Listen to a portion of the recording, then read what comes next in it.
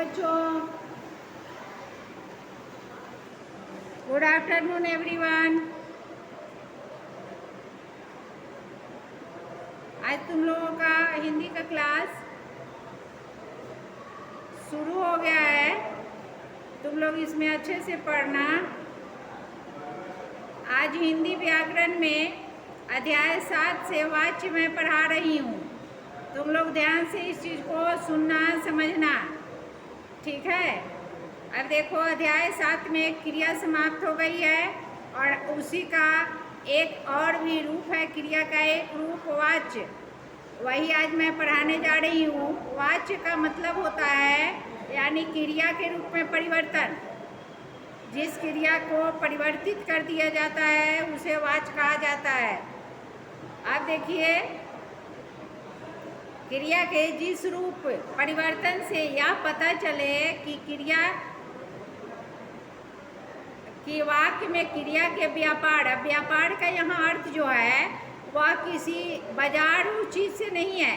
व्यापार का मतलब हेर फेर करना, उसमें बदलाव करना, ठीक है। मुख्य विषय कर्ता कर्म या क्रिया का भाव है, उसे वाच्य कहते हैं। समझे? ध्यान से सुनना है और पढ़ना भी है। अच्छे से इसको फेयर कॉपी में नोट कर लेना है। अब ऐसे वाच्य के 3 भेद होते हैं। 3 भेद होते हैं। एक भेद सबसे पहला होता है कर्तरी वाच्य। कर्तरी वाच्य का मतलब कि देखिए, तो में यानी एक ही व्यंजन को संयुक्त वर्ण बना करके 2 बार प्रयोग किया गया है। तो जो र ऊपर लगा हुआ है उसको रेफ बोला जाता है, ठीक है बाबू। और जो नीचे लगा हुआ है उसको री बोला जाता है, समझे ना। उसको री बोलते हैं।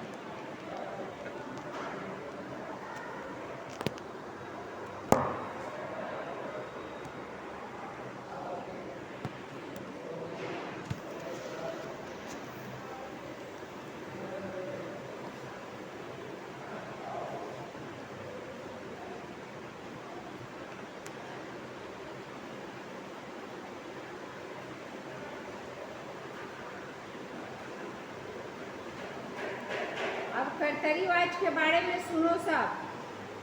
क्रिया के जिस रूपांतर परिवर्तन से वाक्य में कर्ता की प्रधानता का ज्ञान हो उसे कर्तरी वाच्य कहते हैं, ठीक है। वाक्य में कर्ता की प्रधानता होती है, ध्यान से सुनो। कर्तरी वाच्य में किसकी प्रधानता होती है? कर्ता की। कर्तरी वाच्य में किसकी प्रधानता होती है? कर्ता की प्रधानता होती है। तथा क्रिया के लिंग, वचन और पुरुष कर्म के अनुसार ही होते हैं। जैसे राम आम खाता है। राम क्या कर रहा है? आम खाने का काम कर रहा है। राम क्या है? करता है। खाता क्या है? खाना क्या हुआ? क्रिया शब्द है, तो बीच में बच गया है आम। तो आम क्या है?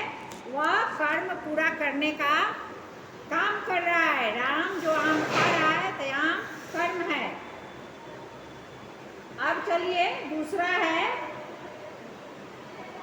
कर्मवाच्य, ठीक है। क्रिया के जिस रूपांतर परिवर्तन से वाक्य में कर्म की प्रधानता का ज्ञान हो।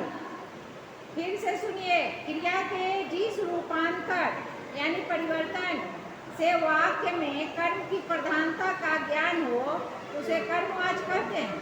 वाक्य में कर्म की प्रधानता होती है।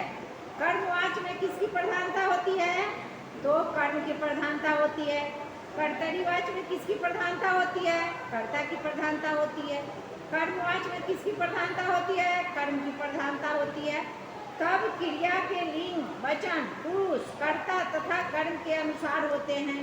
कर्मवाच्य में क्रिया के लिंग, वचन और पुरुष, कर्ता तथा कर्म के अनुसार होते हैं। जैसे आम खाया जाता है। आम एक फल है जो बहुत स्वादिष्ट भी होता है, सब लोग उसे पसंद भी करते हैं और खाते भी हैं। इसलिए उसकी प्रधानता को देखते हुए आम जो है खाने का कर्म पूरा किया जा रहा है। फिर एक बार याद कर लेना है कि कर्तरीवाच में किसकी प्रधानता होती है?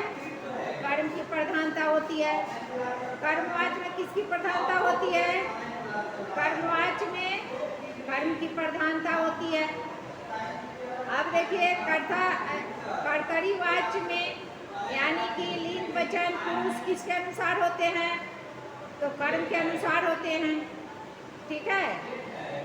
और कर्मवाच में भी किसके अनुसार होते हैं? तो कर्म के अनुसार होते हैं। अब सबसे अंतिम भेद होता है भाववाच। अब देखिए भाव का मतलब होता है कि अपने मन के भाव को दर्शाना। ठीक है। कि आपके मन के भाव को किस तरह से व्याकरणिक तरीके से दिखाया जा सकता है या बोध कराया जा सकता है, वो भी क्रिया के साथ, तो उसे जो है भाववाच कहते हैं।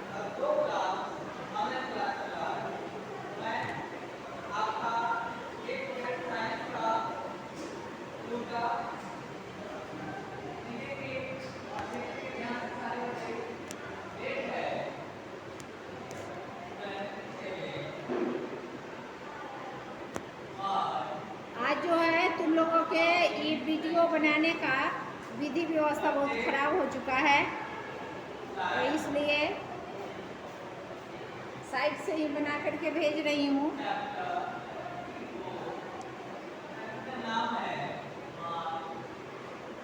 अब देखो सबसे लास्ट में चलते हैं भाववाच्य। क्रिया के जिस रूपांतर से वाक्य में क्रिया अथवा भाव की प्रधानता का ज्ञान। ठीक है। भाववाच्य में क्या होता है? भाववाच्य में क्रिया के जिस रूपांतर से वाक्य में क्रिया अथवा भाव की प्रधानता हो। फिर एक बार सुनना है। क्रिया के जिस रूपांतर से वाक्य में क्रिया अथवा भाव की प्रधानता का ज्ञान हो, उसे भाववाच्य कहते हैं। ऐसे वाक्यों में क्रिया के लिंग, वचन और पुरुष, कर्ता तथा कर्म के अनुसार न होकर भाव के अनुसार होते हैं। ठीक है। हमेशा से भाववाच्य में जो भी वाक्य होते हैं, उन वाक्यों में क्रिया के लिंग, वचन और पुरुष, कर्ता तथा कर्म के अनुसार न होकर भाव के अनुसार होते हैं तथा सदैव एक वचन, पुल्लिंग और अन्य पुरुष में होते हैं। यानी कि सदैव का मतलब होता है हमेशा। सदैव का मतलब क्या होता है? हमेशा। कि जब भाववाच्य होगा, वहाँ पे जब भाववाच्य की क्रिया होगी तो उसमें भाववाच्य में आपको हमेशा ये देखने को मिलेगा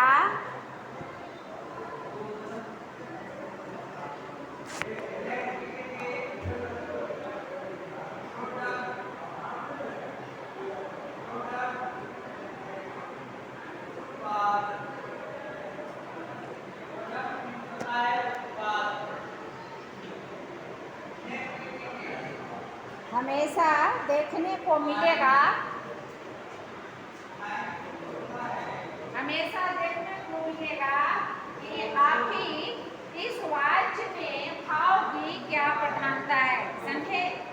अब यहाँ देखिए कि कहा जा रहा है कि ऐसे वाक्यों में क्रिया के लिंग, वचन और पुरुष, कर्ता तथा कर्म के अनुसार न होकर के भाव के अनुसार होते हैं तथा सदैव एक वचन, लिंग और अन्य पुरुष में रहते हैं।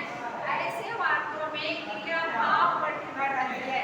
यानी कि जिस वाक्य को हम लिख रहे हैं, उस वाक्य में क्रिया जो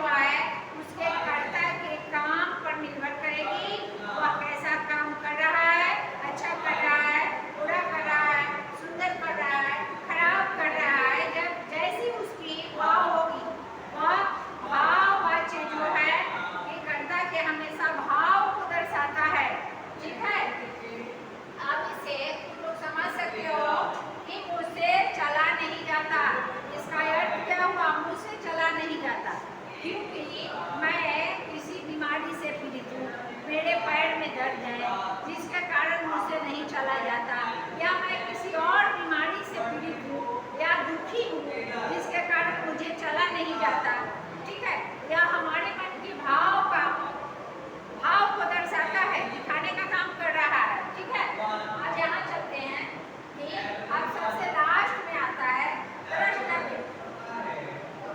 अभी थोड़ा सा तुम लोग सोचोगे कि होता क्या है। देखो, द्रष्टव्य क्या होता है कि जब हम वाक्य पढ़ते हैं ना, तो सबका निचोड़ जो है, रिजल्ट जो है, निचोड़ निकालने के लिए द्रष्टव्य को पढ़ाया जाता है, ठीक है। द्रष्टव्य का होना बहुत जरूरी है कि हर चीज का जो है द्रष्टव्य का होना बहुत जरूरी है, और उसमें द्रष्टव्य को दर्शाया जाता है, दिखाया जाता है। और देखिए